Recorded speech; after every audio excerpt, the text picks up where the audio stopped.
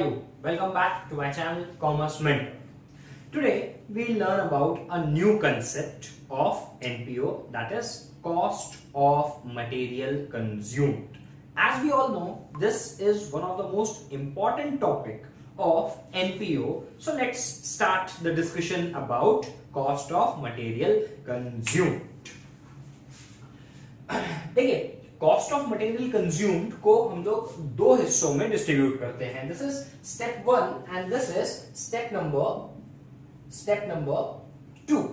पहले हम लोग समझते हैं कि स्टेप नंबर 1 में जो आसानी से इंफॉर्मेशन हमारे पास में क्वेश्चन में अवेलेबल होती है, उस इंफॉर्मेशन का हमको यूज किस तरीके से करना है. बड़ा सिंपल सा काम है, कोई कॉम्प्लिकेशन नहीं है उसके अंदर में. सिर्फ क्वेश्चन में जो इन्फॉर्मेशन दी हुई है उन इन्फॉर्मेशन को आपको ध्यान रखना है और ध्यान रखने के बाद में आपको बस चीजों को पुट करते चले जाना है. Always remember you will have opening stock of material जो कि आपको ओपनिंग बैलेंस शीट में भी दिया हुआ रहेगा. नोट करते चलिएगा इन चीजों को.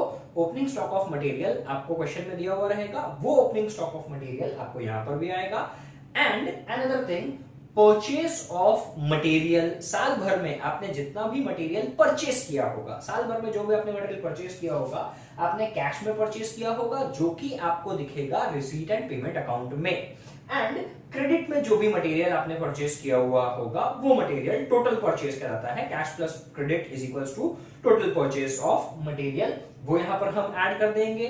दोनों चीजों को ऐड करने के बाद में हमारे पास में क्लोजिंग स्टॉक ऑफ मटेरियल जो भी बचेगा, again closing stock of material closing balance sheet में भी अपीयर होगा, उसे हम माइनस कर देंगे. माइनस इन केस किसी क्वेश्चन में अगर हमने मटेरियल को बेचा होगा तो मटेरियल को बेचने से जो हमको पैसे रिसीव होंगे वो आ जाएगा सेल ऑफ मटेरियल में. सेल ऑफ मटेरियल करने के यहां माइनस करने के बाद में हमारे पास में निकल जाएगा cost of material consumed. Plus minus करने के बाद में जो वैल्यू आएगी that is known as cost of material consumed. दो चीजों का यहां पर ध्यान रखना है. हर क्वेश्चन में सेल ऑफ मटेरियल नहीं होगा, तो जिस क्वेश्चन में सेल ऑफ मटेरियल नहीं है या तो आप इसे निल मान लीजिए या फिर इसे लिखिएगा ही मत. दूसरी इंपॉर्टेंट चीज, ये जो परचेस ऑफ मटेरियल है, ये परचेस ऑफ मटेरियल आपको क्वेश्चन में नॉर्मली नहीं दिया हुआ होता है. That you have to calculate. कैसे कैलकुलेट करते हैं स्टेप नंबर 2 में हम लोग इसको सीखेंगे. उसके पहले जो बात हमको याद रखनी है, किसी क्वेश्चन में यदि सेल ऑफ मटेरियल हो रहा है तो sale of material is link with either profit और लॉस. मटेरियल को हम जब कभी भी बेचेंगे तो या तो हमें प्रॉफिट होगा या तो हमें लॉस होगा. अगर प्रॉफिट होता है तो प्रॉफिट या gain on sale of material income and expenditure के इनकम साइड अपीयर होगा. अगर लॉस होता है तो loss on sale of material income and expenditure के एक्सपेंडिचर साइड में आएगा. I hope this is very much clear. अब अगली चीज पर हम चलते हैं, वो है परचेस ऑफ रॉ मटेरियल. मैंने बोला परचेस ऑफ रॉ मटेरियल हमको क्वेश्चन में ज्यादातर दिया हुआ नहीं होता है, वो हमें कैलकुलेट करना होता है.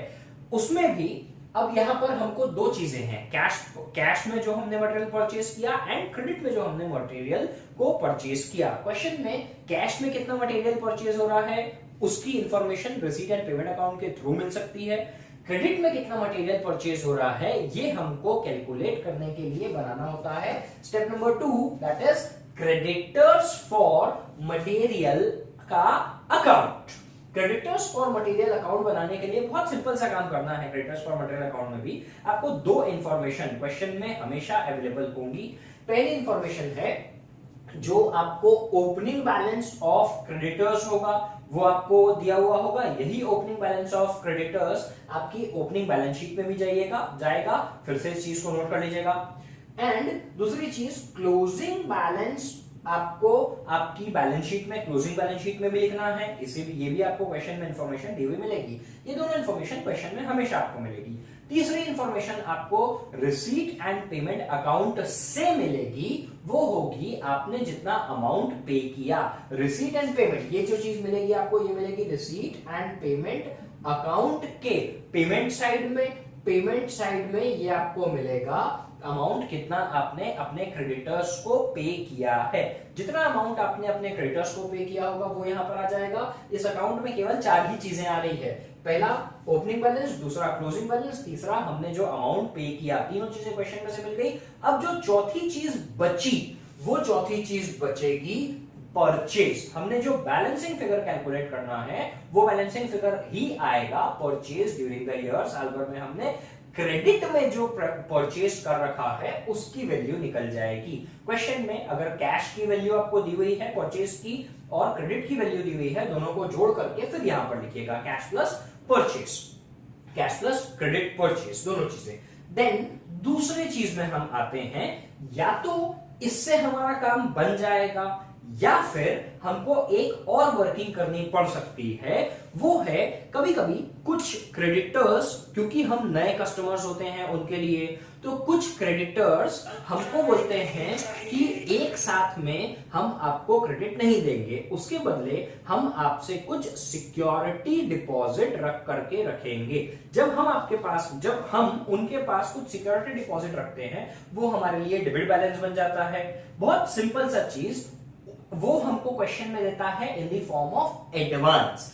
एडवांस का मतलब है हमारे पास में दो तरीके के क्रेडिटर्स से रिलेटेड बैलेंस मिल जाएंगे।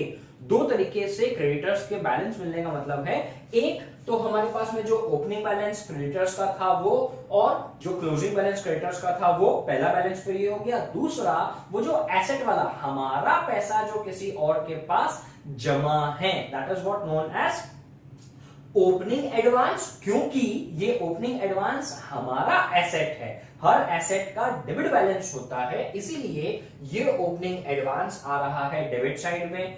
ऑलरेडी जो हम अभी ओपनिंग बैलेंस ऑफ क्रेडिटर्स की बात कर रहे थे, ऊपर पे हमने लिखा, वो तो एज इट इज यहां पर आएगा। ऊपर की चारों चीजें नीचे आएंगी, नीचे केवल दो चीजें बढ़ जाएंगी, एक है ओपनिंग एडवांस, एक है क्लोजिंग एडवांस, बाकी की सारी चीजें सेम टू सेम रहेगी। इसीलिए यहां पर भी जो आपका बैलेंसिंग फिगर आएगा वो बैलेंसिंग फिगर आएगा क्रेडिट परचेज। यहां पर आपको क्लोजिंग एडवांस क्वेश्चन में दिया हुआ होगा, opening advance opening balance sheet में जाएगा, closing advance closing balance sheet में जाएगा, और यहां पर आएगा वापस जो अमाउंट आपने पे किया है रिसीट एंड पेमेंट अकाउंट से, ये इंफॉर्मेशन भी आपको मिल जाएगी। I hope cost of material consumed का कंसेप्ट काफी हद तक के आपको समझ में आया होगा। कॉस्ट ऑफ मटेरियल का यदि आपको एक और वर्किंग करना है तो आप इन अकाउंट के बदले प्लस माइनस वाली वर्किंग भी कर सकते हैं, जिस तरीके से हम यहां कर रहे थे। बट मेरे हिसाब से वो प्लस माइनस वाली वर्किंग करने के बदले अगर आप अकाउंट के थ्रू वर्किंग करते हैं, ज्यादा कंसेप्चुअल होगा और आपके लिए ज्यादा इजी भी होगा। आई होप अब कॉस्ट ऑफ मटेरियल कंज्यूम का जो टॉपिक है वो आप लोगों को काफी हद तक के क्लियर हुआ होगा। अब आपका काम चालू होता है, न्यूमेरिकल्स सॉल्व करने हैं। न्यूमेरिकल्स, इलस्ट्रेशंस, दोनों चीजें सॉल्व करनी है। इलस्ट्रेशन सॉल्व करते समय चीटिंग नहीं करनी है, आंसर्स को हाइड करना है। आंसर्स को हाइड करके आपको इलस्ट्रेशंस सॉल्व करना है।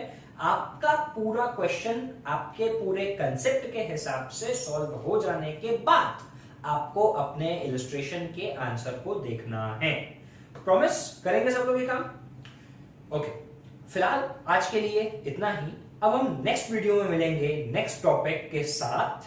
तब तक अपने फ्रेंड्स के साथ बने रहिए, घर पर रहिए, एंड वीडियो को लाइक करिए, सब्सक्राइब करिए, बेल आइकॉन दबाइए और अपने फ्रेंड्स के साथ में शेयर करना बिल्कुल भी ना भूलें।